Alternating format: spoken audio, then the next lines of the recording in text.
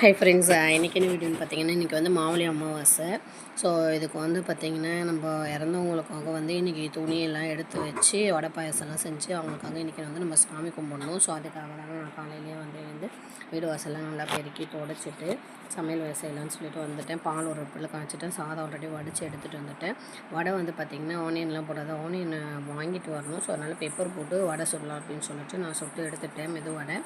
அதுக்கப்புறம் பாயாசம் பால்லாம் காய்ச்சி ஊற்றியாச்சு, பாயாசம் ரெடி, எல்லாமே ரெடி. காய் மட்டும்தான் நம்ம செய்யணும். வாழைக்காய் தான் லாஸ்ட்டாக தான் வாங்கிட்டு வந்தாங்க.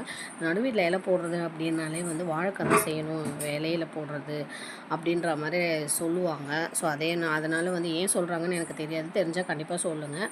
அவங்க சொல்கிறபடி நானும் வாழைக்காவே செஞ்சு நான் நடுவீட்டு இலையில எல்லாமே போட்டுட்டேன்.